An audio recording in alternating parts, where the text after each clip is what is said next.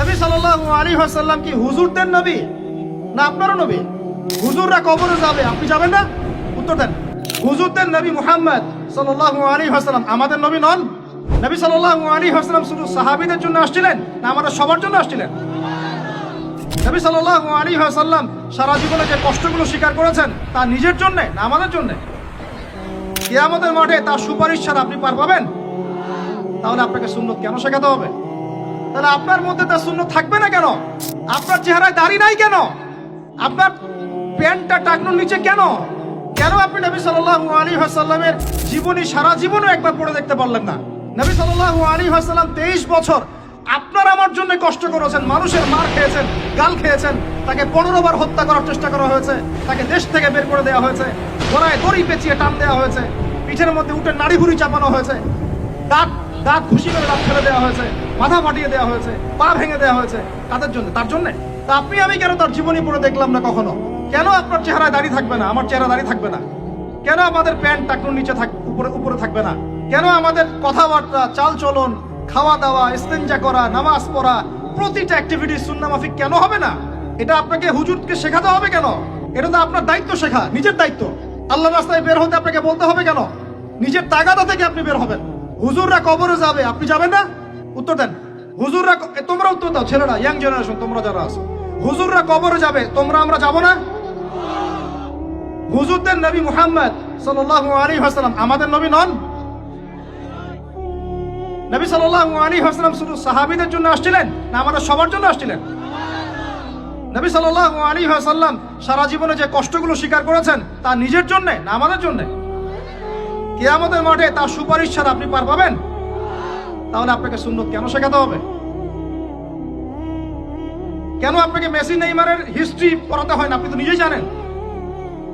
কেন আপনাকে এই নায়িকাদের হিস্ট্রি পড়াতে হয় না? আপনি নিজেই জানেন, খোঁজ খবর নেন। কিন্তু মুহাম্মদ সাল্লাল্লাহু আলাইহি ওয়াসাল্লাম সম্পর্কে এত গাফেল কেন? সুন্নত না জানলে বেদাত চিনবেন কিভাবে? সুন্নত চিনলে পরে তো বেদাত চেনা যাবে যে এগুলো সুন্নত, এগুলোর বাইরের গুলো বেদাত। তখন তো বেদাতের আলাদা করে সংজ্ঞা আপনাকে শেখাতেই হয় না। মুসলিম পরিবারে জন্ম নিয়েও তাওহীদ চিনতে পারছি না, শিরকের মধ্যে লিপ্ত আছে। সুন্নত চিনতে পারছি না, বেদাতে লিপ্ত আছে। নামাজ, সুবহানাল্লাহ, মুসলিম পরিবারে জন্মগ্রহণ করে নামাজ পড়েন না কেন? নামাজ কি হুজুরদের উপর ফরজ? বলেন। আপনার বয়স কি 10 বছরের নিচে? তাহলে আপনি নামাজ পড়েন না কেন? ফরজ মানে কি? আপনি ইচ্ছা হইলো করলেন, ইচ্ছা হইলো করবেন না, নাকি? এটা ফরজ? ফরজ হইতো বুঝেন। ফরজ কি? ওই যে প্রত্যেক রাতে যে মেয়ের সাথে খষ্টি নষ্টি না করলে আপনার ঘুম হয় না, ওইটা হচ্ছে ফরজ। স্কুলে কলেজে গিয়ে মেয়েদের সাথে অ্যাফেয়ার্স করা, ডেটিং করা, এই পাবজি খেলা, আমাদের সবার উপর এখন ইউটিউবিং, ফেসবুকিং ফরজ। ফরজ বুঝেন, এইভাবে বুঝেন, এগুলো হচ্ছে ফরজ আপনার উপরে। সালাত, হাইয়া আলা সালাত, প্রত্যেক দিন আপনার কানে যায়, কেন সালাতে আসেন না? হাইয়া আলাল ফালাহ আপনার আমার কানে যায়, কেন সালাতে আসেন না? কখন সালাতে আসবেন? ছোট ভাইরা কখন সালাতে আসবেন? যখন আপনার বয়স হবে 50, ওই সময় এসে প্রথম কাতারে চেয়ার নিয়ে দৌড়াদৌড়ি করবেন। আমরা যখন মসজিদে যাই, প্রথম কাতারগুলোতে প্রথম 2টা কাতার থাকে বয়স্করা, বৃদ্ধরা, যুবকরা নাই। আর ওই সময় চেয়ার নিয়ে মারামারি, কারণ এখন তো সেজদা দেওয়ার মতো শরীরে ক্ষমতা নাই। আর কে আগে চেয়ার দখল করতে পারে, ওই হচ্ছে প্রতিযোগিতা। তো আমরা কি ওই সময়ের জন্য অপেক্ষা করছি? সুবহানাল্লাহ। নামাজ পড়লে কি আপনি জঙ্গি হয়ে যাবেন? নামাজ পড়লে আপনি কি মানবতা বিরোধী অপরাধী হয়ে যাবেন? এই ফাইজলামি মার্কা কথাবার্তা যারা বলবে, সমাজ থেকে বয়কট করে দিবেন, সামাজিক প্রতিবাদ করে তুলবেন। এই শব্দগুলো সস্তা করতে করতে যাকে তাকে যা ইচ্ছা তাই বলে বেড়াচ্ছে। ধর্মের কথা, ইসলামের কথা বললেই মানুষ সন্ত্রাসী হয়ে যায়। আমরা কি শান্তিপূর্ণ পরিবেশের মধ্যে অশান্তি সৃষ্টি করতে চাই? কশিনকালেও নয়। কিন্তু আপনার ছেলে, আমার ভাই, আপনার বোন নামাজ পড়বে না কেন? নামাজ পড়লে কি মানুষ খারাপ হয়ে যাবে? বাংলাদেশে যে শিক্ষা প্রতিষ্ঠানগুলো সবচেয়ে ভালো করে, এই তো আপনাদের এখানে ক্যাডেট কলেজ আছে না, রেজাল্ট ওদের চেয়ে ভালো কেউ করে? দেখেন, প্রত্যেকটা স্টুডেন্ট যাদের নামাজ ফরজ, নামাজ পড়ে ঠিকঠাক করে, 5 ওয়াক্ত নামাজ টাইম টু টাইম পড়ে। 5 ওয়াক্ত নামাজ তারা টাইম টু টাইম পড়তে পারে, ফিজিক্যাল এক্সারসাইজ করে, খাওয়ার সময় খায়, খেলার সময় খেলে, ঘুমের সময় ঘুমায়, পড়ার সময় পড়ে, তারা ভালো করে না? ভাই মুসলিম পরিবারে জন্ম নিয়েও নামাজ পড়ি না। আরো বড় কথা তো বলতে বাকি আছে এখন। মুসলিম পরিবারে জন্ম নিয়েও হালাল খায় না, বেশিরভাগই হারামের সাথে থাকে। আমাদের সমাজের ম্যাক্সিমাম সুদখোর এখন, ম্যাক্সিমাম। সুদ কি?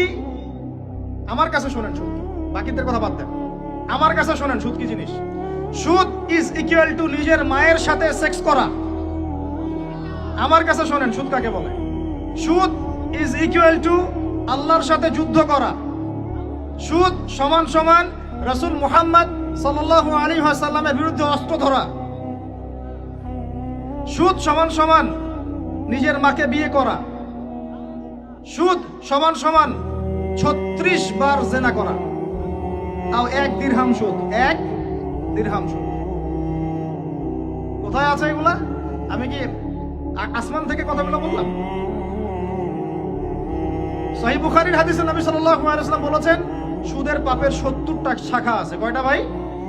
আরেকটা হাদিস পেয়েছিলাম, সেখানে আছে 73টা শাখা। কয়টা?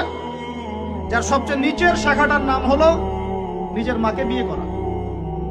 আমরা প্রত্যেকেই মায়ের সাথে জেনা করি যারা সুদ খাই। আমাদের মধ্যে যারা সুদ খাই প্রত্যেকেই তার মায়ের সাথে রাত কাটায়।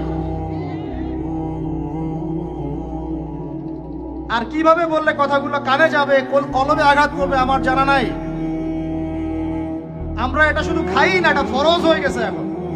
কারণ এই বিশ্ব ব্যবস্থা পরিচালিত হচ্ছে ইহুদিদের হাত দিয়ে, এই বিশ্ব ব্যবস্থা পরিচালিত হচ্ছে খ্রিস্টানদের হাতে, এই বিশ্ব চালায় এখন জায়নিস্টরা, এই বিশ্ব চালায় জাতিসংঘ, এই বিশ্বের অর্থনীতি চালায় ওয়ার্ল্ড ট্রেড, এটা বাণিজ্য, ওয়ার্ল্ড ট্রেড অর্গানাইজেশন, এটা বাণিজ্য চালায়। IMF, world bank, federal reserve bank, এরা চালায় বিশ্ব অর্থনীতি। এরা প্রত্যেকেই সারা বিশ্বের প্রত্যেকটা দেশের সেন্ট্রাল ব্যাংকে সুদ খাওয়ায়, এবং সেন্ট্রাল ব্যাংকের আন্ডারে যত ব্যাংকিং সিস্টেম আছে সবগুলো সুদ ভিত্তিক। সব ব্যাংকিং সিস্টেম, সব এনজিও, সব সমিতি কোনো না কোনো ভাবে সুদের সাথে সম্পৃক্ত আছেই আছে। ওইখানে নাম লিখানোর জন্য, ওই টাকা দেওয়ার জন্য মাথার ঘাম পায়ে ফেলে আপনি পরিশ্রম করেন। আমরা প্রত্যেকেই মায়ের সাথে জেনা করি, নাউজুবিল্লাহ। আমরা প্রত্যেকে আল্লাহর সাথে যুদ্ধ করি, আমরা প্রত্যেকে রাসূলের বিরুদ্ধে যুদ্ধ করি। এরপরেও আমরা মুসলমান দাবি করি, জান্নাত পেতে চাই। আর কিভাবে বললে কথাগুলো বুঝবেন আমি জানি না। সূরা বাকারার 279 থেকে আয়াতগুলো পড়তে থাকেন। ইয়া আইয়ুহাল্লাযীনা আমানু, হে মুমিনগণ, ইত্তাকুল্লাহ, আল্লাহকে ভয় করো। ওয়া যারু মা বাকিয়া মিনার রিবা, সুদ ছেড়ে দাও। ইন কুনতুম মুমিনিন, যদি মুমিন হয়ে থাকো সুদ ছেড়ে দাও। ফা ইল্লাম তাফআলু, যদি সুদ না ছাড়োস, কথাটা এরকম ঢাকাইয়া ভাষায়, যদি সুদ না ছাড়োস, ফাযানু বিহারবিন মিনাল্লাহি ওয়া রাসূলিহি, তাহলে আল্লাহ এবং তার রাসূলের সাথে যুদ্ধের ঘোষণা শুনে না।